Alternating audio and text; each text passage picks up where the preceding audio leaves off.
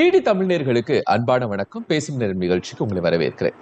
பிரதமர் நரேந்திர மோடி அவர்களுடைய 2 நாள் மலேசிய பயணம் மிக முக்கியத்துவம் வாய்ந்த பயணமாக இடம்பெற்றிருக்கிறது. ஒரு 11 புரிந்துணர்வு ஒப்பந்தங்கள் இந்தியா மலேசியா இடையே உருவாகி இருக்கிறது. ஏற்கனவே பிரதமர் நரேந்திர மோடி அவர்கள் இந்தியாவுடைய பிரதம மந்திரியாக பதவியேற்ற பிறகு இது 3வது பயணமாக பார்க்கப்படுகிறது. ஒவ்வொரு பயணத்திலும் பல்வேறு மாற்றங்கள், பழைய நட்புகளிலிருந்து புதிய நட்புகள் வலிமையாக உருவாக்கப்பட்டிருக்கிறது. இந்த பயணத்திலும் அது சார்ந்த பல்வேறு புதிய விஷயங்களை பிரதமர் நரேந்திர மோடி மற்றும் மலேசிய பிரதமர் இடையிலாக உருவாகி இருக்கிறது. இது எந்த அளவிற்கு இந்த பயணம் நம் இந்தியாவிற்கு பயனுள்ளதாக மாறப்போகிறது, அது சார்ந்த நம்ம இன்று விவாதிக்க இருக்கிறோம். தமிழ் முதல் பொருளாதாரம் வரை பிரதமர் மோடியின் மலேசிய பயணம் 3 கருத்துரையாளர்கள் நம்மோடு இணைகிறாங்க. நான் விருந்தினர்களை உங்களுக்கு அறிமுகம் செய்கிறேன்.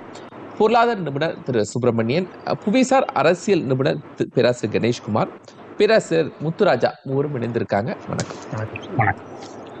நான் திரு சுப்பிரமணியன் அவங்கள்ட்ட இருந்து இந்த விவாதத்தை தூங்குறேன். பிரைம் மினிஸ்டருடைய 3rd விசிட் ரைட் ஒரு 2 நாள் பயணமா இருந்திருக்கு. இந்த பயணம் அப்படிங்கிறது எந்த அளவிற்கு மிக முக்கியமான பயணம்? இந்த பயணத்தினுடைய முதல் சக்சஸ்னா என்ன நினைக்கிறீங்க? நீங்க குறிப்பிட்டு சொல்லும் போது இந்த தலைப்பை சொல்லும் போது தமிழ் மற்றும் பொருளாதாரம் வணிகம் சம்பந்தமாக தான் அவரோட டிராவல் இருந்தது. அதில் பார்த்தீங்கன்னா குறிப்பாக தைப்பூசம் பிப்ரவரி 1ஆம் தேதி முடிந்தது. அது முடிந்த ஒரு வாரத்துக்குள்ள அவர் மலேசியாவுக்கு போயிருக்காரு. ஏன்னா தமிழர்களுக்கு உங்களுக்கு மிக முக்கியமான பண்டிகை, அதுவும் குறிப்பாக மலேசியாவில் இருக்கிற மக்களுக்கு பார்த்தீங்கன்னா அங்கே வந்து தைப்பூசம்ன்றது வந்து ஒரு பெரிய விழாவாக கொண்டாடப்படும். தீபாவளியை தாண்டி. ஸோ அப்படி இருக்கும்போது அந்த மாதிரியான தமிழ் கடவுள் அவருக்கு உண்டான தைப்பூசம் முடிந்திருக்குது. அப்போ ஸோ அங்கே போயிட்டு அவர் தமிழர்களுக்கு உண்டான ஒரு பெரிய ஒரு மாநாட்டிலையும் அவர் கலந்து கொள்வாங்க. அங்கே இருக்கிற பார்த்தா நிறைய டயஸ்போராவில் பார்த்தீங்கன்னா முக்கியமாக தமிழ்நாட்டிலே நிறைய பேர் இருப்பாங்க வச்சுக்கோங்களேன். ஸோ மலேசியா வாழ் தமிழர்கள் நிறைய பேர் இருக்கிறாங்க. ஏன்னா ஒரு காலத்தில் அதாவது பிரிட்டிஷ் இங்கே வந்தபோது அப்போ இங்கேருந்து வந்து அவர்களுக்கு எதிராக இங்கேருந்து கிளம்பி மலேசியாவுக்கு போய் அங்கே பிளான்டேஷன் டிரைவ்லையோ ரப்பர் ஃபேக்ட்ரிஸில் அங்கே ஒர்க் பண்ணுறவங்களாம் அப்படி தொட்டு வராங்க. ஸோ அவங்களுக்கு தமிழ் பால் இருக்கிற அந்த தொடர்பு இன்னும் இருக்குதாங்க. ஒரு 3 ஜென்ரேஷனாக வந்து தொடர்ந்து கொண்டு வருகிறது. மோடி அவர்களுக்கும் பார்த்தீங்கன்னா தமிழ் மேலே ஒரு ஈடுபாடு. கண்டிப்பாக இது வந்து ஒரு பழமையான மொழி. ஸோ அதில் இருக்கிற திருக்குறளுக்காக என்ன சொல்கிறாங்கன்னா அங்கே ஒரு சேர் இருக்கையை வந்து நம்ம உருவாக்கணும்.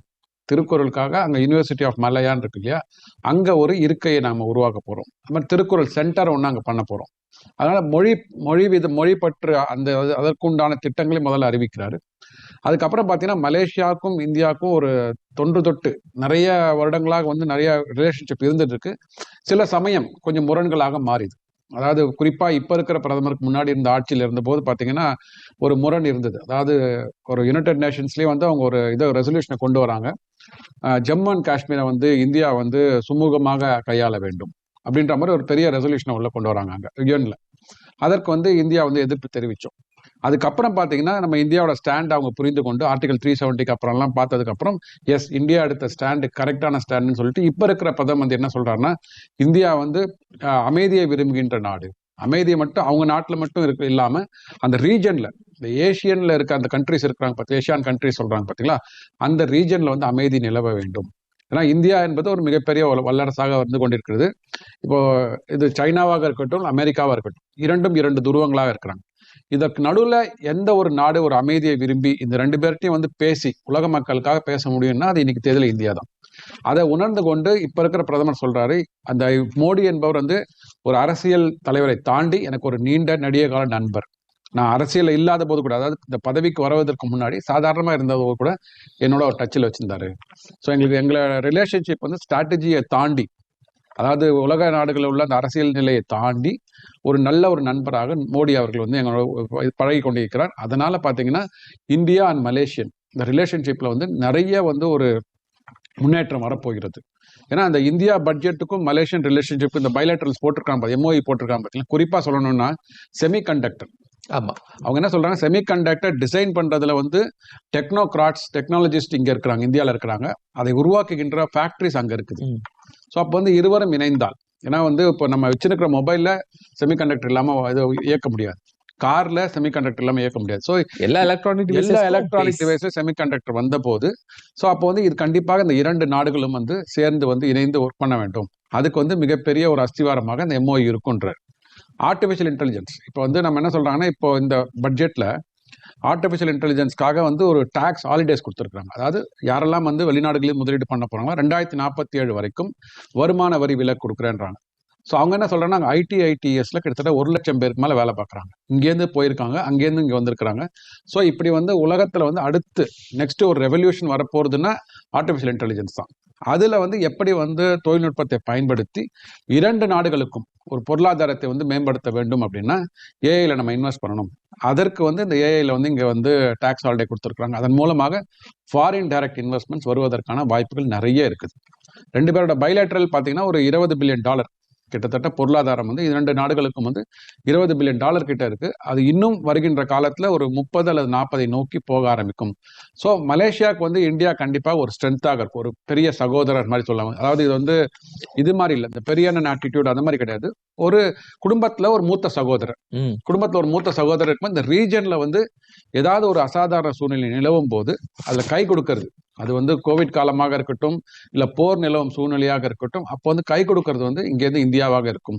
அந்த மாதிரி ஒரு பெரிய ஒரு மூத்த சகோதரர், குடும்பத்துல ஒரு மூத்த சகோதரராக தான் ஐ திங்க் மலேசியா பிரதமர் பார்க்கறாருன்னு நினைக்கிறேன். இதுல முத்துராஜா சார், பிரதமருடைய மலேசிய பயணம் அப்படிங்கிறத நீங்க என்ன லெவல்ல வச்சு பாக்குறீங்க? ஏன்னா தமிழ் குறித்து, திருவள்ளுவர் குறித்து இன்னும் நிறைய விஷயங்களை பிரைம் மினிஸ்டர் சொல்லியிருக்காங்க. எப்படி அது எவ்வளவு முக்கியத்துவம் வாய்ந்தது? ஒரு ப்ரொஃபஸர் ஆஸ்பெக்ட்ல சொல்லுங்களேன். நான் ஒரு பொருளாதார மாணவனாக நமது பிரதம மந்திரிக்கு நன்றியை தெரிவித்துக் கொள்கிறேன். காரணம், நான் தமிழ் பொருளாதார மாணவன். 3 விஷயத்தை நான் சொல்லணும். ஒன்று வந்து தமிழ், 2வது பொருளாதாரம், 3வது தமிழ் பொருளாதாரம். தமிழ் அப்படின்றப்ப நீங்கள் தமிழ் ஒரு லாங்குவேஜ் மட்டும் இல்லை, ஒரு தமிழ் கலாச்சாரம், தமிழர்கள் ஒரு காலத்தில் தமிழர்கள் என்பவர்கள் ஒரு உழைப்பாளர்களாக, வேலையாட்களாக உலகமெங்கும் சென்றார்கள், இருந்தார்கள். ஆனால் இன்றைக்கு உலக நாடுகளிலே, பெரும்பாலும் நாடுகளிலே தமிழர்கள் முதலீட்டாளர்களாக, உற்பத்தியாளர்களாக, ஒரு கார்ப்பரேட் சிஇஓவாக இருக்கிறாங்க. ஸோ இந்த பரிமாணம் என்பது நாம் தெரிந்து கொள்ள வேண்டிய விஷயம். தமிழர்கள் 100 ஆண்டுகளுக்கு முன்பு இருந்த நிலைமைக்கும் இன்றைக்கு தமிழர்கள் உலகாக இருக்கக்கூடிய சூழலும் மாற்றம் வருகிறது. அவர்கள் உதவி தாய்நாடான இந்தியாவிற்கு தேவை, குறிப்பாக தாய்நாடான தமிழ்நாட்டுக்கு தேவை. 2வது பொருளாதாரம். உங்களுக்கு தெரியும், வளர்ந்து வருகின்ற பொருளாதாரங்களே மலேசிய பொருளாதாரம் மிக முக்கியமானது. இயற்கையாகவே இந்திய பொருளாதாரமும் இந்திய பொருளாதார நடவடிக்கைகளும் மலேசிய பொருளாதார நடவடிக்கைகளும் ஒன்றிணைந்து இருக்கிறது. நேச்சுரல் அலைன்னு சொல்லுவாங்க. சின்ன சின்ன வேறுபாடு இருக்கலாம், பட் ஏறக்குறைய ஒரே மாதிரியான போக்கு கொண்டவை, அதீத வளர்ச்சியை பெறுவதற்காக முயற்சி எடுத்துக் கொண்டிருப்பவை. 3வது ஒரு பொருளாதாரம் நாம் பார்க்கக்கூடியது, இது இந்த 11 ஒப்பந்தங்களில் பேசப்பட்டிருக்கா எனக்கு தெரியவில்லை, ஆனால் தமிழ் பொருளாதாரத்திற்கான ஒரு அடித்தட்டாக இருக்கும் என்று பார்க்கிறேன். அப்படின்னா தமிழ் பொருளாதாரம் என்ன என்றால், இன்றைக்கு பொருளாதார வளர்ச்சியை 2 இலக்காக கொண்டு செல்வதற்கு, 2047 ஒரு நீடித்த நிலைத்த வளர்ச்சியை முக்கியமான இடத்தில் கொண்டு செல்வதற்கு தமிழ் பொருளாதாரம் அவசியம். தமிழ் பொருளாதாரம் என்ன என்றால், தமிழர்கள் சார்ந்த பொருளாதார நடவடிக்கை, அது தமிழ் பொருளாக இருக்கலாம், தமிழ் தொழில்நுட்பமாக இருக்கலாம், தமிழ் கலாச்சாரம் சார்ந்த உற்பத்தி முறையாக இருக்கலாம், இப்படி உலகெங்கும் இருக்கிறது. இவைகளை நாம் கண்டறிந்து அதை எப்படி நாம் பயன்படுத்தி உற்பத்தியை பெருக்குவது, பொருளாதார வளர்ச்சியை கொண்டு வருவது என்பது முக்கியம். உதாரணத்திற்கு உங்களுக்கு தெரியும், நம்ம தொல்பொருள் ஆராய்ச்சியில கீழடி ஆகட்டும், ஆதிச்சல் ஆகட்டும், 2000 ஆண்டுகளுக்கு முன்பே இரும்பை கண்டுபிடித்தவன் என்று பார்க்கிறோம். அப்படி என்றால் தமிழ் தொழில்நுட்பம், தமிழ் கலாச்சாரம் சார்ந்த உணவு முறை, இவைகள் எல்லாம் நாம் பயன்படுத்துவதற்கான ஒரு அடித்தளமாக பிரதமருடைய பயணத்தை நான் பார்க்கிறேன், வரவேற்கிறேன். மிக முக்கியமாக தமிழ் உலகளாவிய தமிழ் வளர்ச்சிக்கும், தமிழ் கலாச்சார வளர்ச்சிக்கும், தமிழ் மொழி வளர்ச்சிக்கும் பயன்படுகிறது. மிக முக்கியமாக திருக்குறளுக்கும் திருவள்ளுவருக்குமான அந்த முக்கியத்துவம் மலேசியா மட்டும் உலகெங்கும் இருக்கிறது. உங்களுக்கு தெரியும், மலேசியாவில் இருக்கக்கூடிய மாணவர்கள் மாணவிகள் வந்து உலகெங்கும் அங்கே வருகிறார்கள். மலேசியாவிலையும் சிங்கப்பூர்லையும் வந்து மாணவர்கள், அவருடைய இளைஞர்களை பார்க்கின்ற பொழுது உலகத்தில் மிக முக்கிய நாடுகள் எல்லாம் இங்கே படிக்க வருகிறார்கள் என்றால் அவர்கள் மூலமாக திருவள்ளுவரும் திருக்குறளும் உலகெங்கும் பரப்பப்படுவதற்கு, கொண்டு செலுத்துவதற்கு இந்த முயற்சி பாடுபடும். எனக்கு தெரிந்து இன்னும் 2-3 ஆண்டுகளிலே இந்திய அரசாங்கம் கட்டாயம் தமிழ் வளர்ச்சிக்கான அதிக முதலீட்டை, அதிக திட்டங்களை மலேசியாவிலும் சிங்கப்பூரிலும், குறிப்பாக மலேசியாவிலே பயன்படுத்தும் நம்புகிறேன். பொருளாதாரத்தை பொறுத்தவரை ஏற்கனவே நண்பர் சொன்னார், அது செமி கண்டக்டர் ஆகட்டும், டெக்னாலஜி ஆகட்டும், அல்லது டிஜிட்டல் கரன்சி டிரான்சாக்ஷன் ஆகட்டும், ஏறக்குறைய மலேசியாவுக்கும் இந்தியாவுக்கும் ஒரு ஒருமுகத்தன்மை, பன்முகம் ஆனால் ஒருமுகத்தன்மையோடு இருக்கிற சூழல் வரவேற்கத்தக்க ஒன்றாக பார்க்கிறேன். மலேசியா பிரதமர் அன்வர் இப்ராஹிம் அவரோடு பிரதமருடைய அந்த சந்திப்பு, பேச்சுவார்த்தை, உபசரிப்பெல்லாம் எப்படி இருந்துச்சு? இன்னும் இந்தியாவில் இருக்கக்கூடிய அந்த மணி டிரான்சிஷன் இது சார்ந்த விஷயங்கள்ல என்ன மாதிரிலாம் பேசிக்கிட்டாங்க? எனக்கு தெரிஞ்சு அந்த அந்த வீடியோ கான்ஃபரன்சிங் பிளஸ் அந்த மீட்டிங் நோட்ஸ் பார்க்குறப்ப வந்து இருவருக்குமான ஒரு புரிதல். ஏன்னா சில நேரங்களில் வந்து பேருக்கு ஒரு மீட்டிங் நடக்கும், பேருக்கு ஒரு விவாதம் நடக்கும், பேருக்கு ஒரு டிஸ்கஷன் நடக்கும். ஆனால் நமது பிரதம மந்திரி மலேசிய தலைவர் பேசுகின்ற பொழுது இருந்த ஒரு ஒரு ஒரு ஒரு அந்யோன்யமான ஒரு டிஸ்கஷன்ஸ் அது நம்ம பார்க்க முடியும். அப்படின்னா என்னன்னா, இருவரும் இரு நாடுகளுடைய வளர்ச்சிக்கான ஒன்றிணைந்த திட்டங்களை கொண்டுவதற்கு மிக அடிப்படையிலே ஏற்கனவே நண்பர் சொன்னார், நம்மளுடைய தொழில்நுட்பத்தில் இந்திய உழைப்பையும் இந்திய தொழில்நுட்பத்தையும் மலேசியாவுடைய தொழில் அமைப்பையும் எப்படி ஒருங்கிணைந்து உலகளாவிய உற்பத்தியை செய்யும். உங்களுக்கு தெரியும், இன்னைக்கு ஆர்டிஃபிஷியல் இன்டெலிஜென்ஸ் இருக்கட்டும், இல்லை மெஷின் லேர்னிங்காக இருக்கட்டும், இல்லை யூத் ஸ்கில்ஃபுல் டெவலப்மெண்ட்டாக இருக்கலாம், இவைகள் எல்லாம் பேசப்பட்டிருக்கின்றன. இவைகள் எல்லாம் எப்படி இந்தியாவும் மலேசியாவும் ஒருங்கிணைந்து ஒரு மேம்பாட்டுக்கு கொண்டு செல்வாங்க. ஒரு வின்-வின் சுச்சுவேஷன்ஸ். பொருளாதார அடிப்படையில் இல்லை நாடுகள் அடிப்படையில் மக்கள் தொகை அடிப்படையில் மலேசியா சிறிய நாடாக இருந்தாலும் கூட பொருளாதார வளர்ச்சியிலும் பொருளாதாரனுடைய போக்கும், அதாவது முன்னெடுத்து செல்லக்கூடிய வீரமும் எனக்கு தெரிஞ்சு மலேசியாவும் இந்தியாவும் ஒரு பாதையில் செல்லக்கூடிய நாடுகளாக இருக்கிறது. கட்டாயம் மலேசிய பிரதமர் இந்தியாவுடைய முக்கியத்துவத்தை உணர்ந்திருக்கிறார். எப்படி என்றால் இந்திய இளைஞர்கள் தேவை, இந்திய நுகர்வோர்கள் தேவை, மலேசிய முதலீட்டாளர்களுக்கு இந்திய அங்காடி தேவை. அந்த அடிப்படையிலே இதை நான் வரவேற்கிறேன். தொடர்ந்து 2024 2026 ஒரு ஷார்ட் டைமுக்குள்ள இருமுறை பயணம் அப்படிங்கிறதுக்கான தேவை கட்டாயம். நீங்க அருமையான கேள்வி இது. ஏன்னா சில நாடுகளில் விரும்பி கூப்பிடுவாங்க, நம்ம போக முடியாத சூழல் இருக்கும். சில நாடுகளில் கூப்பிடுவாங்க, ஆனால் நம்ம போக வேண்டிய ஒரு ஒரு அன்பு, ஒரு பாசம் இருக்கும். காரணம், நமக்கு ஒரு வெற்றி கிடைக்கும், அவர்களுக்கு ஒரு வெற்றி கிடைக்கும். அந்த அடிப்படையில் தான் நான் இந்தோ மலேசியன் ரிலேஷன்ஸை பார்க்குறேன். இது இயற்கை. அதனால நான் ஏற்கனவே அந்த வார்த்தையை பயன்படுத்தி, இயற்கையாகவே அவர் நட்பு கொண்டிருக்கக்கூடிய நாடுகள். 100% இரு நாடுகள் ஒன்றோடு ஒன்று சேர்ந்து இருக்க முடியுமா என்றால் அது முடியாது. ஆனால் அதிகமான அளவில் அது முதலீட்டு அடிப்படையாக இருக்கலாம், புரிதல் அடிப்படையாக இருக்கலாம், எக்கனாமிக் கோஆபரேஷன் இருக்கலாம், இளைஞர்களை பயன்படுத்துவதாக இருக்கலாம். இதுகளே இந்தியாவும் மலேசியாவும் ஒருங்கிணைந்து செயல்படக்கூடிய ஒரு சூழல் இருக்கின்ற காரணத்தினால் எனக்கு தெரிந்து இன்னும் ஓரங்கள் கூட மலேசியாவுக்கு செல்வதற்கு வாய்ப்பு இருக்கிறது. அது பிரதமர் செல்கிறாரா அல்லது அவருடைய அமைச்சர்கள், மூத்த அமைச்சர்கள் செல்கிறாரா என்று தெரியாது. காரணம், அதனால் கிடைக்கக்கூடிய பலன் இரண்டு நாடுகளுக்குமே நன்மை பயக்கத்தக்கதாக இருக்கிறது என்ற அடிப்படையிலே பயணங்கள் கூடும். இது விரும்பிய பயணங்கள் என்றுதான் நினைக்கிறேன். நன்றி முத்துராஜ். கணேஷ்குமார், இங்க இருக்கக்கூடிய பேடிஎம், அங்க இருக்கக்கூடிய பேநெட், இந்த மாதிரி எங்கெங்கெல்லாம் ஒற்றுமை இருக்குதோ அதெல்லாம் ரொம்ப குறிப்பிட்டு சொன்னாங்க. ரியலி மலேசியாவுக்கும் இந்தியாவுக்கும் இடையில இருக்கக்கூடிய நட்புணர்வு அப்படிங்கிறதும் வர்த்தக தொடர்பு, பாரம்பரியம், இந்த மாதிரி விஷயங்கள் எவ்வளவு விஷயம் ஒரே மாதிரி ஒத்து போகுதுன்னு முதல்ல ஒரு வரவேற்புல இருந்து நம்ம ஸ்டார்ட் பண்ணோம். ஏன்னா புரோட்டோகாலை பிரீச் பண்ணி டேர்மேக்ல போய் நிக்கிறாரு மலேசியாவுடைய பிரைம் மினிஸ்டர் போய் நிக்கிறாருன்றது வந்து புரோட்டோகால்ல கிடையாது. அது மாத்திரம் இல்லாம பிரதமர், நம்மளுடைய பாரத பிரதமர் மோடி அவர்கள் பேசும்போது சொல்றாரு, அவர் வந்து அவருடைய காரை எனக்கு கொடுத்தாரு. அது மாத்திரம் இல்ல, அந்த அவரோட இடத்தையே எனக்கு கொடுத்தாரு அப்படின்றது வந்து ஒரு சுவாரஸ்யமான ஒரு சம்பவம். ஸோ இது வந்து அந்த காருக்குள்ள ஒரு செல்ஃபி அப்படிங்கிறது வந்து இந்தியாவோட டிப்ளமேட்டிக் அந்த போட்டோன்றது வந்து ரொம்ப நார்மல் ஆயிடுச்சு. அது வந்து பெஞ்சமின் நெட்டான்யாஹூ ஆரம்பிச்சு, புட்டின் அவர்கள் ஆரம்பிச்சு எல்லாருமே. ஸோ அந்த காருக்குள்ள ஒரு போட்டோ அப்படிங்கிறது வந்து ஒரு ட்ரேட்மார்க், அது வந்து ஒரு ட்ரேட்மார்க் மாதிரி ஆயிடுச்சு.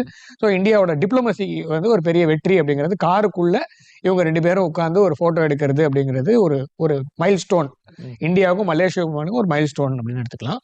நீங்க சொன்னது வந்து ரொம்ப முக்கியமான ஒரு பாயிண்ட். என்னன்னா, அடுத்த நூற்றாண்டுக்கு அடிச்சாரம் போடுகிறது இந்தியா. அதுல வந்து பல விஷயங்கள்ல மாற்றங்களை கொண்டு வருகிறது. அதுல முக்கியமா இந்த யூபிஐ அப்படிங்கிறது வந்து மிகப்பெரிய ஒரு என்ன சொல்றதுன்னா, அமெரிக்கா டாலர் எப்படி ஆயுதமோ, இந்தியாவை பொறுத்த மிகப்பெரிய ஒரு ஆயுதமாக நம்ம வந்து யூபிஐயை கொண்டு வரோம். அது வந்து ஒரு நாட்டுக்கு மாத்திரம் ஆதரவா இருக்கக்கூடிய யூபிஐ, அதாவது டாலர் இருக்கிறத இந்தியா வந்து யூபிஐ எல்லா நாடுகளுக்கும் கொடுக்கிறது. ஸோ இப்ப இந்தியாவுக்கும் மலேசியாவுக்குமான அந்த பண வர்த்தகங்கள் இப்ப ரூபிள் ருப்பி அப்படின்ற மாதிரி போன மாதிரி நம்ம வந்து அடுத்தது வந்து ரிங்கிட்ல இருந்து ருப்பி ரிங்கிட் போச்சுன்னா மிகப்பெரிய ஒரு மாற்றத்தை கொண்டு வரும். அதுக்கான அச்சாரத்தை போட்டிருக்கிறார்கள் ரெண்டு பேருமே. ஸோ ஸ்மால் மீடியம் என்டர்பிரைசஸ்க்கு நம்ம எதுக்காக வந்து வேற ஒரு கரன்சி தேவையில்லை, டாலர் தேவையில்லை, யுவான் தேவையில்லை, வேற எந்த ஒரு கரன்சியுமே தேவையில்லை. ஆசியான்ல இந்தியாவோட பங்கு என்ன அப்படிங்கிறது, ஏன்னா மலேசியால இப்போ ஆசியான் வந்து ஒரு முக்கியமான ஒரு பங்குல இருக்கு. அதே மாதிரி சிங்கப்பூர் எப்படி முக்கியமா இருக்கோ அதே மாதிரி மலேசியாவும் இப்போ முக்கியத்துவம் பெற்று வருகிறது. ஸோ அதனால நாம வந்து ஃபின்டெக்ல வந்து நம்ம தான் இப்போ பிரீமியர். உலகத்தை பொறுத்த வரைக்கும் பல நாடுகள் இருந்தாலும் உலகத்துல முக்கியமான ஒரு இடத்துல ஒரு பண வர்த்தகங்கள்ல இருக்கக்கூடிய ஒரு முக்கிய முடிவு எடுக்கக்கூடிய இடத்துல இந்தியா இருக்கு. அதாவது முக்கியமா ஃபின்டெக்ல. ஸோ அப்ப அந்த ஒரு முக்கியத்துவத்தை நாம் மலேசியாவுக்கு கொடுக்குறோம் அப்படின்னா மிகப்பெரிய ஒரு வரவேற்பு. விசா எப்படி விசா ஃப்ரீ மாத்தி விட்டாங்க இப்போ ரீசெண்டா, 2 பேருமே வரவேற்கிறாங்க. அதே மாதிரி திருவள்ளூருக்கான ஒரு இடம் நம்ம வைக்கணும்னா, மலேசியால உங்களுக்கு தமிழ் 30 லட்சம் பேர் இருக்காங்க அப்படின்னு தமிழர்கள். அவர் சொல்றது எம்ஜிஆர் பாட்டை அன்வர் இப்ராஹிம் அவர்கள் பாடுவார் அப்படின்றத பிரதமர் மோடி அவர்கள் சொல்றது அந்த அரங்கு நீங்க அது நேச்சுரலா இருந்தது. அது நம்ம அது ஆர்டிபிஷியலா இல்லாம 2 நண்பர்களுக்குள்ள இருக்க நட்பு தான் பெருசா தெரிஞ்சதே தவிர அது ஒரு நாட்டு தலைவர் அந்த மாதிரி அந்த இனிபிஷனே இல்லை. ஸோ அது ஒரு பெரிய பாராட்டத்தக்க விஷயம். ஏன்னா அந்த பிராந்தியத்துல நம்மளுக்கு அந்த மலேசியாவை தாண்டணும்னு வச்சுக்கோங்களேன், அந்த பக்கம் மேல போனீங்கன்னா Gulf of Thailand, South China சீல எப்பவுமே பிரச்சனை இருக்கு. ஸோ நம்மளுக்கு முக்கியமான ஒரு ஒரு பாதை அப்படின்றது ஸ்ட்ரெயிட் ஆஃப் மலாக்கா அப்படின்றது. எப்படி இந்த பக்கம் அதாவது அரேபியன் சி பக்கத்துல உங்களுக்கு 2 ஹார்மஸ் ஸ்ட்ரைட்டு, அப்புறமா அதெல்லாம் ரொம்ப நேரோவான பேசேஜ், அது சோக் பாயிண்ட்ஸ்னு சொல்லுவோம் ஜென்ரலா. ஸோ அந்த இடத்துல முக்கியமா ஒரு பக்கம் இந்தோனேஷியா, இன்னொரு பக்கம் மலேசியா, நடுவுல பாதை இருக்கு. இந்தியாவிலிருந்து சைனாவுக்கு போகணும், இந்தோனேஷியா வழியா தான் போகணும், வேற வழியா கிடையாது. சிங்கப்பூர் வழியா போய் தான் போகணும். அதுல அந்த பாதை ரொம்ப முக்கியத்துவம் பெறுகிறது. அந்தமான தாண்டிட்டீங்கன்னா நீங்க ஒரு பக்கம் மலேசியா, இன்னொரு பக்கம் இந்தோனேஷியா தான். ஸோ அப்படி இருக்கும்போது அந்த நாட்டோட ஒரு நல்ல ஒரு புரிந்துறவு ஒப்பந்தமோ நல்ல உறவுல இருப்பது இந்தியாவுக்கும் நல்லது, மலேசியாவுக்கும் நல்லது. ஏன்னா இது மூலமா எக்ஸ்ப்ளாய்ட் பண்றதுக்கு மற்ற நாடுகள்லாம் வருவாங்க. ஸோ பிம்ஸ்டெக்ல மலேசியா இருக்காங்க. ஸோ நம்மளுடைய அந்த லுக்கிஸ்ட் பாலிசியில நம்ம மலேசியா வச்சிருக்கோம். ஸோ நல்ல ஒரு ட்ரேடிங் பார்ட்னர், ஒரு நல்ல ஃப்ரெண்டு கிடைச்சா அது அவங்களுக்கும் நல்லது, நம்மளுக்கும் நல்லது. ஸோ அந்த மாதிரி ஒரு ஃப்ரெண்ட்ஷிப்பை தான் இவங்க இப்போ முன்னேற்றி இருக்கிறாங்க. இது உலகம் ஒரு அசாதாரண சூழ்நிலையை முன்னெடுத்து இருக்கிறது, அதை பார்த்துட்டு இருக்கு. எப்படின்னா டாரிஃப், நம்மளும் டாரிஃப்ல இருக்கோம், அவங்களும் டாரிஃப்ல இருக்காங்க. ஸோ இப்போ உலகத்துல ஒரு குழப்பமான ஒரு சுச்சுவேஷன் இருக்கு. இந்த குழப்பத்திலிருந்து தெளிவு பிறக்க வேண்டும் என்றால் இந்தியா ஒரு முக்கிய முடிவை எடுக்க வேண்டும். அந்த முக்கிய முடிவு எல்லா நாடுகளுக்கும் சார்ந்து இருக்க வேண்டும், எல்லா நாடுகளும் ஒத்துக்கொள்கின்ற முடிவு எடுக்க வேண்டும். ஸோ அந்த மாதிரி ஒரு முடிவு தான் இதுல டெரரிசம்க்கு நம்ம முக்கியத்துவம், அதாவது டெரரிசம் ஒழிச்சு கட்டணும். There is no good terrorism, there is no bad terrorism அப்படிங்கிறார் மோடி அவர்கள். அதை அன்வர் இப்ராஹிம் அவர்களும் சொல்றாரு. நம்ம இஸ்ரேல் காசா அந்த ப்ராப்ளம் அந்த இருக்கு இல்லையா, அதை நம்ம நியூட்ரலா இருக்கும். அதாவது பாலஸ்தீனுக்கும் தனி ஒரு நாடு வேணும், இஸ்ரேலுக்கும் நாடு வேணும்னு இந்தியாவோட பாலிசி. மலேசியாவோட பாஸ்போர்ட்லயே this passport is valid for every country except for state of இஸ்ரேல்னு இருக்கும். ஸோ இப்படிப்பட்ட ஒரு 2 நாடுகளும் ஒப்பந்தம் போடும்போது 2 பேரும் சேர்ந்து சொல்றாங்க டெரரிசம் கூடாதுன்ட்டு. ஸோ அது ஒரு மிகப்பெரிய ஒரு அதாவது ஒரு மாரல் விக்டரியா தான் இந்தியாவோட பாலிசிக்கு இருக்கு. மலேசியாவை பொறுத்த வரைக்கும் அவங்க அவங்களுடைய அந்த ஸ்டாண்ட்ஸ்ல இருந்தாலுமே ஒரு பெரிய சேஞ்ச் எடுக்கிறாங்க. So terrorism there is no good form, there is no bad form. So இது ஒழிச்சு கட்டணும், தீவிரவாதத்தை ஒழித்து தள்ள வேண்டும். அதுல இந்தியாவும் மலேசியாவும் ஒரே பேஜில் இருக்கிறது மிகப்பெரிய ஒரு வெற்றியா நான் பாக்குறேன். ராஜதந்திர ரீதியா 2 நாடுகளுக்குமான வெற்றியா நான் பாக்குறேன். பொருளாதாரத்துல என்ன மேம்பாடு சார்? பொருளாதாரத்துல செமிகண்டக்டர் தான் அடுத்த ஒரு 20 வருஷத்துக்கு பிரச்சனைக்குள்ளேயே ஒரு ப்ராப்ளம். அதாவது மற்ற நாடுகளுக்கு இப்ப சைனா இல்ல அது ஆல்ரெடி இந்தியாவிலேயே நிறைய எஸ்டாப்ளிஷ்மெண்ட் பண்ணிட்டு இருக்காங்க. இல்ல மலேசியா நம்மளோட கொஞ்சம் ஒரு அட்வான்ஸ் ஸ்டேஜ்ல இருக்காங்க. சரி, அந்த ஒப்பந்தம் போடுறதுனால என்ன இன்னும் டெவலப்மெண்ட் இருக்கும்? நம்ம சிலிகான் வேலியோ இல்லைன்னா அந்த பக்கம் ஒரு ஒன்னு யூஎஸ் நம்பிதான் இருக்கும், இல்லைன்னா சிப்புக்கு நம்ம சைனாவை நம்பிதான் இருக்கும். இனி வரைக்கும் டைவான் தான் நம்பி இருக்கும். 85% நான் சொல்றது 85% நுண்கடத்தி, அதாவது செமிகண்டக்டர் உலகத்துக்கே படி கலக்கிறது யாருன்னா தைவான் தான். ஸோ அதனாலதான் தைவானை இனி வரைக்கும் அட்டாக் பண்ணாம இருக்காங்க சைனா. ஸோ ஒன்ஸ் அதை அட்டாக் பண்ணிட்டாங்க இல்ல பிடிக்க போறாங்கன்னா அந்த சப்ளை செயின் முழுக்க அடி வாங்கும். ஸோ இந்தியாவுக்கும் சரி மலேசியாவுக்கும் சரி எல்லா நாடுகளுக்குமே நீங்க செல்போன்ல ஆரம்பிச்சு ராக்கெட் விடுற வரைக்கும், மிசைல் டெக்னாலஜில இருந்து நீங்க லோக்கலா யூஸ் பண்ற கம்ப்யூட்டர் வரைக்கும் எல்லாமே அடி வாங்கும், ஜிபியூல இருந்து எல்லாமே அடி வாங்கும். ஸோ இப்போ அந்த மேனுஃபேக்சரிங் பண்ணணும்னா மலேசியா நம்மளோட கொஞ்சம் அட்வான்ஸ்டா இருக்காங்க. அதாவது அவங்க அந்த அடாப்ட் பண்ணிட்டாங்க, நம்ம இப்பதான் அடாப்ட் பண்ண ஸ்டார்ட் பண்ணியிருக்கோம். ஸோ மாண்புமிகு அமைச்சர் அஸ்வினி வைஷ்ணவ் அவர்கள் இப்பதான் சொல்ற நெதர்லாண்ட்ஸ்ல நான் ஏஎஸ்எம்எல்ல போய் நான் இப்பதான் அந்த பவுண்டரிக்கான அந்த லித்தோகிராஃபிக் இன்ஸ்ட்ருமெண்ட் நம்ம வாங்குறோம். இப்போ நம்ம அடுத்தது நம்ம புரிந்துணர்வு ஒப்பந்தம் நெதர்லாண்ட்ஸோட போட்டிருக்கோம். ஸோ ஏஎஸ்எம்எல்ல இருந்து நம்மளுக்கு வருது. ஸோ ஆனா அதுக்கான ஆல்ரெடி ஒருத்தவங்க பண்ணியிருக்காங்கன்னா அவங்க கிட்ட இருந்து நம்ம வந்து அந்த டெக்னாலஜியை வந்து எடுத்துக்கிறதோ இல்லை அவங்க கிட்ட இருந்து உதவி வாங்குறது அவங்களே கொடுக்குறேன்னும் போது ஒரு நட்பு ரீதியான ஒரு புரிந்துணர்வு ஒப்பந்தம் மலேசியாவோட போடும் போது அவங்க எந்த இடத்துல ப்ராப்ளம் ஃபேஸ் பண்ணாங்கன்றது நம்மளுக்கு தெரிஞ்சதுன்னு வச்சுக்கோங்களேன். அதுல இருந்து நம்ம ஓவர் கம் பண்ணலாம். இன்னொன்று, நம்மளுடைய மூளை வந்து உலகத்துக்கே கொடுக்குறோம். நம்ம வந்து பெரிதாக ஏற்றுமதி பண்றதுல நிறைய விஷயங்கள் ஏற்றுமதி பண்றதை பத்தி பேசிட்டு இருக்கோம். நாம இந்தியா பெருமையா சொல்ல வேண்டிய விஷயம் என்னன்னா, ஹியூமன் ரிசோர்ஸ் ஏற்றுமதி பண்றதுதான் இந்தியாவுல மிகப்பெரிய ஒரு விஷயம். 148 கோடி பேர் இருக்கும். எல்லாருக்கும் இங்க வேலை கிடைக்க போறது இல்ல கண்டிப்பா. ஏன்னா அவ்வளவு பேருக்குமே மலேசியாவுக்கு நிறைய human மலேசியா resources தேவைப்படும். சோ இப்ப நம்ம வந்து இப்ப ஆல்ரெடி மலேசியாவுக்கு நிறைய ஹியூமன் ரிசோர்ஸ் கொடுக்குறோம். அதான் சொல்லலாம், யூஎஸ்ஏ மாத்திரமே நம்பி இல்ல, ஐரோப்பிய ஒன்றியத்தை மாத்திரம் நம்பி இல்ல. நம்ம இந்த பக்கம் லுக்கிஸ்ட் பாலிசியில நம்ம சிங்கப்பூர்லயும் இருக்கு. நம்மளுடைய ஹியூமன் ரிசோர்ஸோட இம்பாக்ட் வந்து சிங்கப்பூர்ல இருக்கு, மலேசியால ஆனா லேபரா நிறைய பேர் லேபரா இருக்காங்க. ஆனா இப்ப நம்ம வந்து ஹைடெக் லேபருக்கு என்ன வேணுமோ அதுக்கான ஒரு ஃபில் பண்றது வந்து வின் சுச்சுவேஷன் இருக்கும்போது 2 பேருக்குமான ஒப்பந்தம் வரும். அதன் மூலமாக உங்களுக்கு மிகப்பெரிய ஒரு பண வருவாய் ஈட்டி தரக்கூடிய 2 நாடுகளுக்குமே சொல்றேன், ஒரு பைலேட்டரல் ட்ரேட்ஸ் வந்து இன்க்ரீஸ் ஆகிறதுக்கு சான்சஸ் ஜாஸ்தி. சுப்ரமணியம் சார், ஜஸ்ட் ஒரு 11 ஒப்பந்தங்கள், அந்த ஒப்பந்தங்கள் நியர்பை ஆல்ரெடி இருக்கிறதனுடைய மாடிஃபிகேஷன் அந்த மாதிரி தான். எரிசக்தி துறை, இப்போ எரிசக்தி துறைன்னு எடுத்தா நம்ம இதுல என்ன எடுத்துக்கலாம்? சரி, மெயினாக பார்த்தீங்கன்னா ஆயில் அண்ட் கேஸ் இண்டஸ்ட்ரீஸ். ம். அங்கே வந்து அந்த கடல் சார்ந்து வருகின்ற அந்த வணிகத்தில் பார்த்தீங்கன்னா இந்த ரூட்டை சொல்றீங்க. ரூட் ஏன்னா அது வந்து மிக முக்கியமான ஒரு ரூட் நமக்கு. அதாவது மலேசியாவுக்கும் இந்தோனேஷியாவுக்கும் இருக்கிற பக்கத்தில் இருக்கிற அந்த கடல் துறை இருக்கு பார்த்தீங்க இல்லையா, அதன் மூலமாக தான் ஒரு நமக்கு இந்தியாவிலேருந்து நம்ம செய்கின்ற எக்ஸ்போர்ட்ஸாக இருக்கட்டும் இம்போர்ட்டாக இருக்கட்டும் ஒரு 40% அதன் மூலமாக தான் அந்த கடல் வணிகம் வருகிறது நமக்கு. ஸோ அப்போ நீங்கள் வந்து அந்த பவுண்ட்ரிஸ், அதாவது நெய்பரிங் கண்ட்ரீஸை வந்து நம்ம வந்து எப்படி நம்ம அவங்கள வந்து பாதுகாத்து வைத்துக் கொள்ள வேண்டும், அதாவது யாருக்கு நமக்கு எதிராக முக்கியமாக திரும்பிடக்கூடாது. ஓகே, ஸோ எஸ்பெஷலி பார்த்தீங்கன்னா அந்த செமிகண்டக்டர்லாம் நீங்கள் சொல்கிறீங்க, செமிகண்டக்டர் நம்ம இருக்குன்றோம். பட் 2021 கோவிட் காலகட்டத்தில் செமிகண்டக்டர் நமக்கு வராமல், ஏன்னா நம்ம இம்போர்ட் பண்ணிட்டு இருந்தோம். ஸோ அப்போ வந்து எல்லா பவுண்டரிஸும் க்ளோஸ் ஆயிடுச்சு. அப்போ செமிகண்டக்டர் இல்லாமல் ஆட்டோமொபைல் மேனுஃபேக்சரிங் யூனிட்ஸ் வந்து ஸ்டாப் ஆச்சு, சஸ்பெண்ட் பண்ணாங்க. ஒரு 6 மாதத்திற்கு வந்து அவர்களால் வந்து இறக்குமதி பண்ண முடியல. செமிகண்டக்டர் இல்லாமல் காரை நீங்கள் மேனுஃபேக்சர் பண்ண முடியாது. இன்னைக்கு நம்ம எந்த கார் எடுத்தாலும் பார்த்தீங்கன்னா அந்த சிப் இல்லாமல் அந்த கார் ஓடாது இன்னைக்கு. ஸோ அப்படி இருக்கும்போது அதனால தான் செமிகண்டக்டர் வந்து இப்போ 2 நாடுகளும் ஒரு புரிந்துணர்வு ஒப்பந்தம் போட்டு நம்மள்ட்ட இப்போ தமிழகத்தில் ஒரு டாட்டா ஒரு பெரிய ஃபேக்டரி இது பண்ண போகிறாங்க, செமிகண்டக்டர் லான்ச் பண்ண போகிறாங்க. ஸோ திருப்பூரில் பார்த்தீங்கன்னா சட்டை மேனுஃபேக்சர் பண்ணுறோம், நம்ம சட்டைகள் தைத்து இங்கே வெளிநாடுகளுக்கு ஏற்றுமதி பண்ணுறோம், அதில் செமிகண்டக்டர் யூஸ் பண்ணுறாங்க. இப்போ அதில் செமிகண்டக்டர் யூஸ் பண்ணி என்ன பண்ணுறாங்கன்னா இந்த சட்டை வந்து எந்த யான்லேருந்து வந்தது, எந்த ஃபேக்ட்ரியில் வந்து தைக்கப்பட்டது, ஸோ யார் வந்து இதை டீல் பண்ணாங்க, எது மூலமாக எந்த கண்டெய்னர் மூலமாக போச்சு அப்படின்னு ட்ரேசபிலிட்டி வரைக்கும் செமிகண்டக்டர் வந்து நம்ம அன்றாடம் பயன்படுத்துகின்ற ஒவ்வொரு பொருட்களையும் செமிகண்டக்டர் வந்து உள்ளே வந்தாச்சு. அப்படி இருக்கும்போது அதனோட தொழில்நுட்பத்தை நீங்கள் மேம்படுத்த வேண்டும்.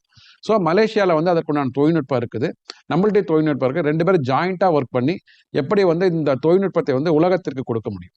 ஏன்னா நம்மளோட இன்னைக்கு பார்த்தீங்கன்னா இம்போர்ட் அண்ட் எக்ஸ்போர்ட், நம்மளோட ஜிடிபியில் கிட்டத்தட்ட ஒரு 30% நம்ம இம்போர்ட் பண்ணுறோம், 23% எக்ஸ்போர்ட் பண்ணுறோம். ஸோ ரெண்டுத்தையும் சேர்த்து பார்த்தீங்கன்னா 53%. இன்னைக்கு தேவை நமக்கு $4.5 ட்ரில்லியன் அப்படின்னா $2 ட்ரில்லியன் நமக்கு வந்து இந்த இம்போர்ட் எக்ஸ்போர்ட் சந்தையில் மட்டுமே நம்ம மாட்டின்னு இருக்கோம். அப்போ நமக்கு அந்த நம்மளை சுற்றி இருக்கிற நெய்பரிங் கண்ட்ரீஸில் எப்படி வந்து அந்த கடல் எல்லைகளை நம்ம பாதுகாக்க வேண்டும், அந்த நெய்பரிங் கண்ட்ரீஸோட என்ன ரிலேஷன்ஷிப், நம்ம வந்து சுமூகமான ரிலேஷன்ஷிப் இருக்கணும். ஸோ சார் சொல்லும் போது கூட சொன்னாங்க, டெரரிசம் வந்து there is no good or bad terrorism. ஆனால் இதுக்கு முன்னாடி இந்த அரசாங்கம், மலேசியாவில் இதுக்கு முன்னாடி அந்த அரசாங்கம் வந்து இந்தியாவால் தேடப்படும் தீவிரவாதிகள் அங்கே இருக்கிறாங்க. அங்கே அதற்கு வந்து அவங்க வந்து ஒரு நோட்டீஸ் கொடுத்தாங்க, இன்டர்போல் மூலமாக நோட்டீஸ் கொடுத்தாங்க.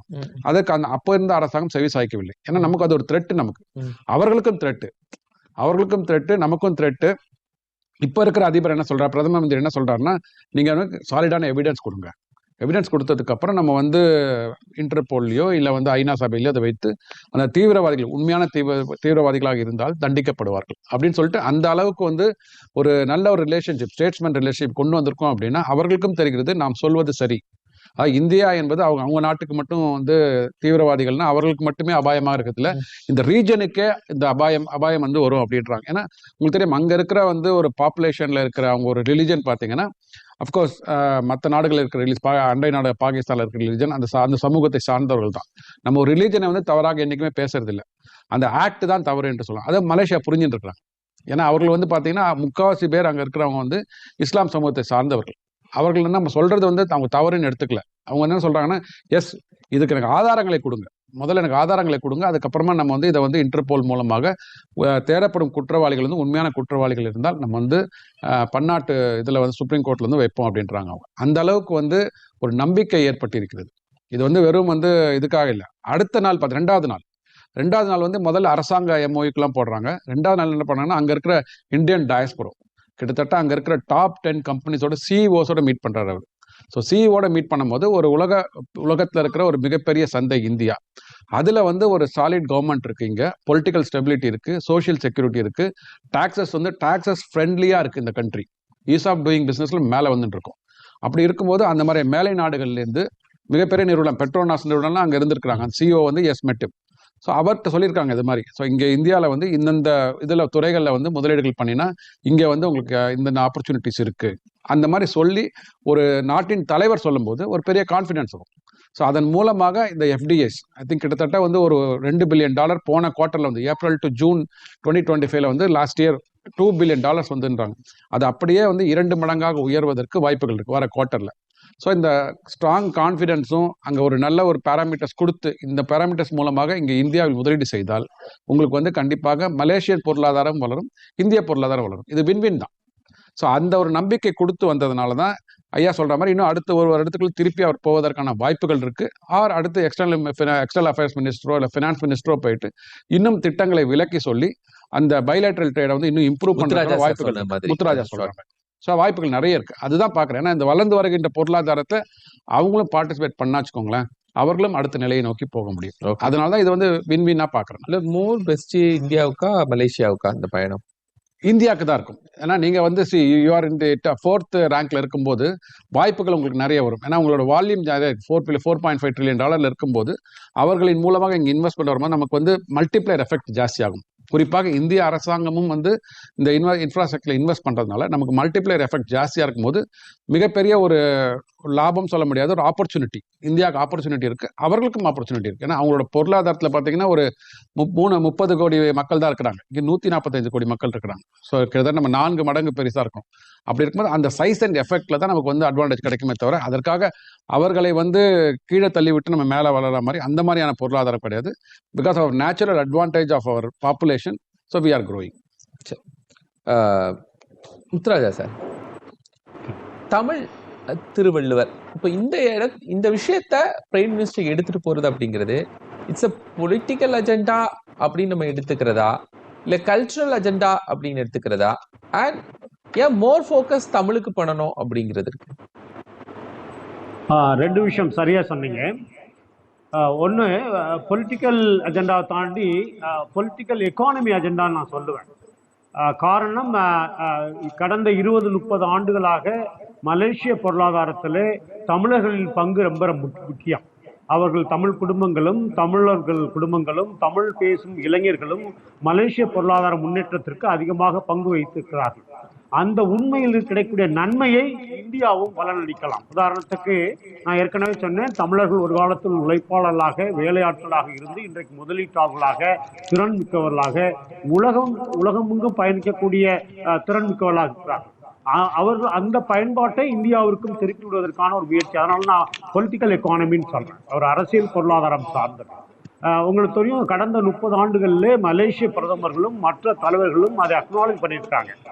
தமிழர்களால் தான் மலேசியா வளர்ந்திருக்கிறது, தமிழர்கள் குடும்பங்களால் தான் மலேசியா வளர்ந்திருக்கிறது, தமிழருடைய இளைஞர்களால் தான் அவர்கள் கான்ட்ரிபியூட் பண்ணியிருக்காங்கன்னா சொல்றாங்க. அப்படின்னு என்னன்னா ஒரு உண்மை என்ன தெரிகிறது, ஒரு கம்யூனிட்டி, ஒரு லாங்குவேஜ் பேஸ்ட் கம்யூனிட்டி, ஒரு லாங்குவேஜ் பேஸ்ட் கல்ச்சர், ஒரு லாங்குவேஜ் பேஸ்ட் கிரவுட், அந்த கூட்டம் அந்த நாட்டினுடைய பொருளாதார வளர்ச்சிக்கு நேரடியாகவும் மறைமுகமாகவும் உதவுகிறது என்றால் அப்படிப்பட்ட ஒரு வளர்ச்சியை ஏன் நம்மளும் பெறக்கூடாது என்பதற்கான ஒரு சான்று தான். உங்களுக்கு தெரியும், நீங்க தமிழ் சினிமாவாகட்டும் அல்லது தமிழ் பாடல்களாகட்டும் எல்லாமே மலேசியா சார்ந்த பொருளாதார வளர்ச்சிக்கு தமிழ் சினிமா உதவுகிறது. உங்களுக்கு தெரியும், நிறைய தமிழ் சினிமாக்களுடைய நிகழ்வுகள் மலேசியாவில் நடக்கிறது என்றால் ஏன் என்றால் நமக்கு நன்மை, அதை விட அதிக நன்மை மலேசியாவுக்கு. அந்த போக்கில் ஏன் இந்தியா நன்மை பெறக்கூடாது என்பதுதான் என்னுடைய பார்க்கிறேன். இன்னொரு விஷயம், கல்வி அடிப்படையிலே இந்திய கல்வி முறைக்கும் மலேசிய கல்வி முறைக்கும் சற்று வேறுபாடு இருக்கிறது. என்னன்னா நம்ம இன்னும் ஸ்கில் பேஸ்டு ஹையர் எஜுகேஷன் இன்னும் ஃபாஸ்ட்டாக மூவ் ஆகலை. அதை நிறைய பேசுகிறோம், வந்திருக்கோம். ஆனால் மலேசியாவில் இருக்க அளவுக்கு ஒரு global impact on skill education or skill development எஜுகேஷன்றது நம்ம இல்லை. நமக்கு அது ஒரு பெரிய பயன்பாடாக இருக்கும். அங்கே அந்த பன்னாட்டு பல்கலைக்கழகங்கள், மலேசியாவுடைய பல்கலைக்கழகங்கள் என்ன மாதிரியான நிகழ்வு நடத்துகின்றன, என்ன மாதிரியான கல்வி முறை இருக்கிறது, என்ன மாதிரியான திறன் தேவைப்படுகிறது, உலகளாவிய திறன்களை எப்படி நாம் இளைஞர்களுக்கு கொண்டு செலுத்த வேண்டும், இந்த படிப்பினைகளை நாம் பெறுவதற்கும் மலேசியா நமக்கு உதவுகிறது. இன்னொரு விஷயத்தை நான் கட்டாயம் சொல்லணும். இன்றைக்கும் மலேசியாவில் தமிழர் பண்பாடு, தமிழர் விஷயங்கள்லாம் நடந்து கொண்டு இருக்கிறது. நண்பர் அருமையாக சொன்னாங்க தைப்பூசத்தை பற்றி. தமிழர் குடும்பங்கள் கூடிக்கொண்டிருக்கிறார்கள். எங்கெல்லாம் தமிழர் குடும்பங்கள் கூடுகிறார்களோ தமிழர் பிரதமருடைய பயணம் அப்படிங்கிற தைப்பூசத்தை முன்னிட்டு அதை பேஸ் பண்ணி தான் போயிருந்தாங்களா? அப்படி இருக்க எனக்கு நேரடியா சொல்ல முடியாது. ஆனா அதுவும் ஒரு காரணமாக இருக்கும். காரணம், அந்த தைப்பூசத்தை ஒட்டி தமிழர் குடும்பங்கள் நிறைய கூடுகைகள் செய்வார்கள் என்று நான் கேள்விப்பட்டிருக்கிறேன். அதாவது 500 பேர், 300 பேர், 2000 பேர் என்று கூடுகின்ற பொழுது அந்த வேவ்ல, அந்த happy wave of Tamilians in Malaysia சமயத்துல போகின்ற பொழுது ஒரு பெரிய இம்பாக்ட் இருக்கும். நம்ம அந்த பொருளாதாரத்தில் மல்டிப்ளர் எஃபெக்ட்னு சொல்லுவோம். ஒரு விஷயத்தை விதைக்கிறப்ப அது பெரிய நல்ல தாக்கத்தை கொடுக்கக்கூடிய சூழல் எது, நேரம் எது என்று பார்க்கின்ற பொழுது ஒருவேளை இந்த நேரம் சரியான நேரமாக கூட இருக்கலாம் நான் நினைக்கிறேன். நான் ஏற்கனவே சொன்னேன், நீங்க தமிழ் சார்ந்த தொழில்நுட்பம், தமிழ் சார்ந்த பொருள்கள் என்று பேசுகிறோம். இது மலேசிய பொருளாதாரத்தில் ரொம்ப முக்கியம். எனக்கு தெரிஞ்ச ஒரு நண்பர் சொல்லியிருக்கிறார், கோவில்பட்டில் இருக்கக்கூடிய கடலை மிட்டாய், கொக்கோ மிட்டாய் எல்லாம் மலேசியாவுக்கு நிறைய எக்ஸ்போர்ட் பண்றாங்கன்றாங்க. அப்படின்னா என்ன அர்த்தம்? தமிழர்கள் பயன்படுத்தக்கூடிய அடிப்படை உணவுப் பொருள்கள் கூட, அது உணவு முறையா இருக்கலாம், தொழில்நுட்பமா இருக்கலாம், பாத்திரங்களா இருக்கலாம், செம்பு பாத்திரமா இருக்கலாம், பணியார சட்டியா இருக்கலாம். ஒருபுறம் இது விளையாட்டு போல தெரிகிறது, ஆனால் இப்படிப்பட்ட பொருள் நிறைய மலேசியாவுக்கு சென்று கொண்டிருக்கிறது. அப்படி என்றால் நாம் ஏன் ஒரு மரபு சார்ந்த வர்த்தகத்தை, மரபு சார்ந்த பொருளாதார வர்த்தகத்தை கொண்டு போகக்கூடாது? அதிலே இந்தியா ஏன் நன்மை பெறக்கூடாது என்பதையும் நாம் பார்க்க வேண்டும். அதனால நான் சொன்னேன் தமிழ் பொருளாதார அடிப்படைன்னு சொன்னேன். இன்னொரு விஷயம், பொருளாதாரம் என்று பார்க்கின்ற பொழுது நமக்கு தெரியும், நண்பர் அருமையாக சொன்னார், நம்ம உலகத்திலே 4வது நிலைக்கு வந்தாலும் கூட இந்த வேகம், பொருளாதார வேகம் என்று பார்க்கின்ற பொழுது மலேசியாவும் மிக முக்கியமான இடத்தில் இருக்கிறது. சைஸ் ஆஃப் எக்கானமின்னு பார்க்குறப்ப கொஞ்சம் பின்னாடி இருந்தாலும் இந்த growth rate of Malaysia, economic growth of Malaysia என்பது முக்கியமாக பார்க்கப்படுகிறது. அந்த படிப்படியிலிருந்து நாம் கற்றுக்கொள்ள முடியுமா? எப்படி அவர்கள் முதலீடு பெறுகிறார்கள், எப்படி அவர்கள் தொழில்நுட்பத்தை பயன்படுத்துகிறார்கள், ஒரே தொழில்நுட்பம் அங்கே ஏன் அதிகமான உற்பத்தி திறன் கிடைக்கிறது, இந்த விஷயங்களை நாம் படிப்பனையாக கற்றுக்கொள்வதற்கு இந்த பொருளாதார ஒப்பந்தங்கள் பயன்படும் நான் நினைக்கிறேன். ரொம்ப முக்கியமா வின்-வின் சுச்சுவேஷன்ஸ் தான். ஆனா சில விஷயங்களை நம்ம ஓப்பனா இந்தியாவில் சொல்ல முடியாது. காரணம், இது உலகளாவிய விஷயமா இருக்கும். மற்ற நாடுகளும் அதுல இருந்து அடிப்படையாக கொண்டு மலேசியாவோடு இன்னும் நீண்ட தொடர்புகள் வைத்துக் கொள்வதற்கு முயற்சி செய்யலாம். நாம் பேசப்படுகின்ற விஷயங்கள் எல்லாம் வெளிப்படையாக தெரியக்கூடிய விஷயம். உங்களுக்கு தெரியும், மிக முக்கியமான விஷயம், கடந்த 50-100 ஆண்டுகளாக மலேசியாவிலே மலேசிய பொருளாதாரத்திற்கு தமிழ் கலாச்சாரம், தமிழ் சினிமா, தமிழ் குடும்பம் பங்காற்றிய அந்த வரலாற்று உண்மையிலிருந்து நாம் என்ன மாதிரியான நன்மையை பெறலாம் என்பதற்கான ஒரு முயற்சி தான் என்று நான் நினைக்கிறேன். நன்றி சார். திரு கணேஷ்குமார், ரொம்ப டெலிபரேட்டா நம்ம பேசிட்டு இருக்கும்போது ரொம்ப முக்கியமான கல்வி அப்படிங்கிற இடத்துல மலேசியா, இந்தியா என்ன ரிஃப்ளெக்ஷன் பண்றாங்க? இல்ல, ரெண்டு நாடுமே வளர்ந்து வரும் நாடு. 2 பேருமே இப்ப வெளியில போய் ஒர்க் பண்றது, திறன் மேம்பாடுனா அதுல எஜுகேஷன் எல்லாமே வந்து. ஆமா, 2 பேருமே திருப்பி ஃபாரின்ல, அதாவது யூரோப்பியன் யூனியனும் நார்த் அமெரிக்கன் கான்டினென்ட் தான் 2 பேருமே, அதாவது நல்ல ஒரு படிச்சவங்க திருப்பி பிச் பண்றது. ஸோ 2 பேருமே ஒரே மாதிரி எக்கானமி தான் வச்சுக்கோங்க. ஸோ இங்க நம்ம ஊர்ல இருந்து நேரம் சிலிக்கான் வேலையில போய் ஒர்க் பண்றாங்கன்னா அவங்களுக்கும் அந்த ஆசை இருக்கு. ஸோ அதான் பண்றாங்க. ஆனா இந்த நூற்றாண்டு நான் சொல்றது இப்ப லாஸ்ட் ஒரு 1 இயரா there is a big change. அதாவது நான் சொல்றது பெரிய மாற்றம் உலக அளவு வந்திருக்கிறது. என்னன்னா, அந்தந்த நாடு வளர்ச்சியை நோக்கி நகர வேண்டும். அதாவது ஒருத்தங்களை டிபெண்ட் பண்ணி இருக்க கூடாதுன்றது உலக நாடுகள் எல்லாருமே புரிஞ்சுட்டு இருக்காங்க. இந்த 1 வருஷத்துல ட்ரம்ப் அவர்களுடைய டாரிஃப், ட்ரம்ப் அவர்களுடைய அந்த விசா இஷ்யூக்கு அப்புறமா எல்லா நாடுகளும், நான் சொல்றது இந்தியா மட்டுமல்ல, மலேசியா பிளஸ் சிங்கப்பூர் எல்லா நாடுமே சேர்ந்து என்ன பண்றாங்கன்னா, அந்தந்த நாடு இப்போது ஒரு சார்ந்து இருக்கக்கூடாது, முக்கியமா ஒரு தரப்பை சார்ந்தோ இல்ல ஒரு நாட்டை சார்ந்தோ இருக்கக்கூடாதுன்ற ஒரு முடிவு எடுக்கிறாங்க. ஸோ அப்ப இருக்கும்போது பல கூட்டணிகள் மாறுகிறது. ஸோ எஜுகேஷன் ஃபீல்டு மாத்திரம் இல்லாம எல்லா ஃபீல்டுலையுமே சுயசார்பை நோக்கி நகர்கிறார்கள், வேறு வேறு கூட்டணியை நோக்கி நகர்கிறார்கள். ஏன்னா ஐநா சபைன்ற ஒரு சபையில இருந்து 60 நிறுவனங்கள்ல இருந்து, ஐநா சபையை சார்ந்த 60 நிறுவனங்கள்ல இருந்து அமெரிக்கா ஒரே நாள்ல வெளில போறேன்னு சொல்றாங்க. அப்படி இருக்கும்போது ஐநா சபையோடைய மாற்றம் தேவை அப்படிங்கிறது ரெண்டு நாடுமே இப்போ இந்த மீட்டிங்ல வந்து பிரதமர் மோடி அவர்களும் பிரதமர் அன்வர் இப்ராஹிம் அவர்கள் ரெண்டு பேருமே சொல்றது என்னன்னா ஐநா சபையில் மாற்றம் வேண்டும். ஐநா செக்யூரிட்டி கவுன்சில்ல முக்கியமா பாதுகாப்பு சபையில மாற்றம் வேண்டும். இந்தியாவிற்கான ஒரு பாதுகாப்பு கவுன்சில்ல இடம் வேணும் அப்படின்றத மலேசியா வந்து முன்மொழிகிறாங்க. அதாவது இந்தியாவுக்கு அந்த இடம் வந்து தே டிசர்வ் தட், அதாவது இந்தியா டிசர்வ் தட்ன்றத அவங்க சொல்றாங்க. பிளஸ் இந்த ஐநா சபை சரியா வேலை செய்யல அப்படின்ற பட்சத்துல மற்ற கூட்டமைப்புகளை தான் நோக்கி நகருது. ஸோ அப்போ மற்ற கூட்டமைப்பு இந்த பிராந்தியத்துல என்னென்ன இருக்கு அப்படின்னு பாத்தீங்கன்னா, இந்த பிராந்தியத்துல நம்மளுக்கு வந்து பிம்ஸ்டெக் இருக்கு, சார்க் நம்ம இருக்கோம், அதுல பிம்ஸ்டெக்ல 2 பேருமே இருக்கும்னு வச்சுக்கோங்க. அடுத்த ஒரு கூட்டமைப்புன்னு பாத்தீங்கன்னா ஆசியான்ல மலேசியா ரொம்ப முக்கியமான இடம். இந்தியா பிரிக்ஸ்ல இந்தியா முக்கியமான இடத்துல பவுண்டர் மெம்பர்.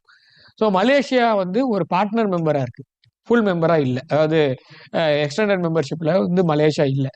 இந்தியா வந்து இந்த வருஷம் தலைமை ஏற்குது பிரிக்ஸ். ஸோ மேற்கத்திய நாடுகள் எல்லாம் சொல்றது என்னன்னா பிரிக்ஸ் தான் அடுத்த உலகத்தோடைய அச்சு. ஸோ யூஎன் வந்து ஃபெயில் ஆகுது அப்படின்னா ஒன்று G7 ஃபெயிலியர். ஸோ G20ல இந்தியா ஒரு முக்கிய பங்காற்றிட்டு இருக்கு. ஸோ அப்போ அடுத்தது இந்த பிராந்தியத்துல முக்கியமான ஒரு நாடு இருக்கு, அவங்களோட நியரஸ்ட் விசினிட்டில 2 பக்கத்துலயும் அவங்க சாண்ட்விச் ஆயிருக்காங்க. ஒரு பக்கம் சைனா, இன்னொரு பக்கம் இந்தியா. ஸோ பிரிக்ஸ் வந்து it will play vital role 2 பேரோட வளர்ச்சிக்கு இருக்கு. அப்ப இந்தியாவோடைய ஆதரவு, ஏன்னா ஃபவுண்டர் மெம்பரோடைய இது இல்லாம உங்களால வந்து பிரிக்ஸ்ல வந்து ஃபுல் மெம்பர்ஷிப் வாங்க முடியாது. மலேசியா வந்து அவங்க ஃபுல் மெம்பர்ஷிப் மூவ் பண்றாங்க அப்படின்னா இந்தியாவோட கண்டிப்பா ஒரு ஆதரவு வேணும். அதே மாதிரி ஆசியான்ல இந்தியாவுக்கு ஒரு முக்கியத்துவமான ஒரு இடத்தை கொடுக்கணும்னா அது மலேசியாவில் முடியும். ஸோ இது வின்வின் சுச்சுவேஷன்ல இந்த 2 ஆர்கனைசேஷன்லயும் புரிந்துறவு வந்து அடுத்த கட்டத்துக்கு நகரும். இந்த வருஷத்துல பேராசிரியர் சொன்ன மாதிரி அடுத்த ஒரு வருஷத்துல அவரே வர வேண்டியிருக்கும். இந்த பிரிக்ஸோடைய மாநாடு இங்க நடக்கும். இந்த வருஷம் வந்து பிரிக்ஸோட பிரசிடென்சி இந்தியா வச்சிருக்காங்க. ஸோ பிரிக்ஸோட உச்சி மாநாடு இந்தியாவில் நடக்க போகிறது. அதுல நாம இங்கேருந்து அங்க போகணும்னு அவசியம் இல்லை. பிரதமர் அன்வர் இப்ராஹிம் அவர்கள் இங்க வருவதற்கான வாய்ப்புகள் ஜாஸ்தி. அதன் மூலமாக சைட்லைன்ஸ்ல நிறைய ஒப்பந்தங்கள் புரிவதற்கான வாய்ப்புகள் ஜாஸ்தி.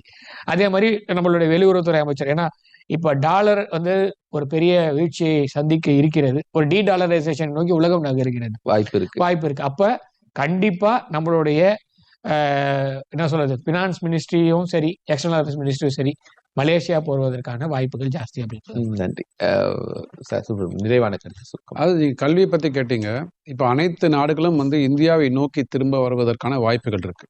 ஏன்னா இப்போ இந்தியாவில் என்ன பண்ணிருக்கோம்னா, மினிஸ்ட்ரி ஆஃப் எஜுகேஷன் வந்து வெளிநாடுகளில் உள்ள ஃபாரின் யூனிவர்சிட்டிஸ்க்குலாம் இங்கே வந்து அவர்களுடைய கேம்பஸ் செட் பண்ணுறதுக்கு உண்டான ஒரு அப்ரூவலை கொடுத்துருக்குறாங்க. அதாவது ஆஸ்திரேலியாவாக இருக்கட்டும், அமெரிக்காவாக இருக்கட்டும், கனடாவாக இருக்கட்டும், அங்கே இருக்கிற யூனிவர்சிட்டிஸ்லாம் வந்து இங்கே பல்கலைக்கழகங்களோட ஒரு கேம்பஸ் பிரான்ச் இங்கே ஆரம்பிச்சுட்டு இருக்காங்க. இப்போ ஏற்கனவே ஒரு ஆஸ்திரேலியாவிலேருந்து ஒரு யூனிவர்சிட்டி வந்து 2 பிரான்ச்சஸ் இங்கே ஆரம்பிச்சிட்டாங்க. ஒன்று மும்பையிலையும் சரி, இன்னொன்று சென்னையிலையும். அப்படி இருக்கும்போது இந்த கிழக்கு பிராந்தியத்தில் ஈஸ்டர்ன் ஏஷியன் கண்ட்ரிஸ் இருக்காங்க பார்த்தீங்களா, அவர்களுக்கு வந்து நீங்கள் வெஸ்டர்னில் போய் படிக்க வேண்டியதற்கு உண்டான செலவுகள் வந்து அதிகமாக இருக்கும். ஐரோப்பாலாம் பார்த்தீங்கன்னா UK, லண்டன்லாம் காஸ்ட் ஆஃப் லிவிங் ஜாஸ்தி. அங்கே வந்து டியூஷன் ஃபீஸும் ஜாஸ்தியாக இருக்கும், லிவிங் எக்ஸ்பென்ஸ் ஜாஸ்தியாக இருக்கும். அதே நீங்கள் இந்தியாவுக்குள்ளே வந்தீங்க அப்படின்னா காஸ்ட் ஆஃப் லிவிங் கம்பேரிட்டிவ்லி கம்மி. அதாவது அவர்கள் மலேசியா, சிங்கப்பூர் நாடுகள் மாதிரியே தான் நம்ம நாட்டிலையும் இருக்கும். நல்ல ஒரு தரமான கல்வியை கொடுக்க முடியும். ஏன்னா அந்த யூனிவர்சிட்டிஸ் வந்து இங்கே பிரான்ச் செட் பண்ணுறாங்க. அப்படி இருக்கும்போது நிறைய வந்து இந்த ஏஷியன் கண்ட்ரிஸ், குறிப்பாக மலேசியாவிலேருந்து வந்து பல்கலைக்கழகத்துக்கு மாணவர்கள் வந்து படிப்பதற்கான வாய்ப்புகள் நிறைய இருக்குது. ஸோ அது வந்து இப்போ ஓப்பன் அப் ஆகிடுச்சு அந்த இது அவென்யூ அவங்களுக்கு. குறிப்பாக இன்னொன்று கேட்டீங்க, நீங்கள் வந்து மலேசிய பொருளாதாரம் வந்து இப்போ 4% வளர்ந்துட்டு இருக்காங்க. நம்ம வந்து நம்மளோட பொருளாதாரத்தை விட 1/10 பொருளாதாரம் தான், $400 பில்லியன் தான். நம்ம 4.5 ட்ரில்லியன்ல இருக்கோம். ஸோ நம்மை காட்டிலும் 1/10 இருக்கிறாங்க. பட் நம்ம அவர்களை விட 7% வளர்ந்துட்டு இருக்கோம். அதில் தான் நமக்கு வால்யூம் மேட்டர்ஸ். நம்ம வால்யூம் மேட்டர்ஸ் அந்த அரசாங்கம் எடுக்கின்ற திட்டங்களின் மூலமாக இந்த மாதிரியான பைலேட்ரல் அக்ரிமெண்ட்ஸ் வந்து நமக்கு கை கொடுக்க ஆரம்பிக்குது. அதனால தான் ஒரு 8 நாடுகள்கிட்ட போய் பைலேட்ரல் போட்டிருக்கோம். அதை ஒப்புக்கொண்டு தான் டாரிஃப் இந்த யூஎஸ்லேயும் பார்த்தீங்கன்னா 18% கொண்டு வந்திருக்காங்க. இல்லைனா வந்து அவர் சாதாரணமாக கொண்டு வர மாட்டாங்க. ஸோ இந்தியா வந்து இன்னைக்கு ஒரு கேம் சேஞ்சராக இருப்பாங்க. உலகத்திற்கு வந்து ஒரு கேம் சேஞ்சராக இருக்கிறதுனால தான் வருகின்ற உலக பொருளாதாரத்தில் இந்தியா ஒரு மிகப்பெரிய ஒரு ரோல் இருக்கு. அதை உணர்ந்து கொண்டு தான் அனைத்து நாடுகளும் இந்தியாவோட வந்து பைலேட்ரலுக்கு வராங்க. ஸோ மலேசியா பொருளாதாரம் வந்து எனக்கு தெரிந்து இந்தியா வர்றதுனால அவங்களுக்கு இன்னும் வளர்வதற்கான வாய்ப்புகள் நிறைய. Thank you sir. தமிழ் முதல் பொருளாதாரம் வரை பிரதமர் மோடியின் மலேசிய பயணம் என்ற விவாதத்தில் நம்மோடு 3 கருத்துரையாளர்கள் பங்கெடுத்தாங்க. புவிசார் அரசியல் விமர்சகர் பேராசிரியர் கணேஷ்குமார், பேராசிரியர் முத்துராஜா, பொருளாதார நிபுணர் திரு சுப்பிரமணியன். 3க்கும் மனமார்ந்த நன்றிகள். நேர்களே, மற்றும் ஒரு விவாத நிகழ்ச்சி நாம் சந்திக்கலாம். நன்றி, வணக்கம்.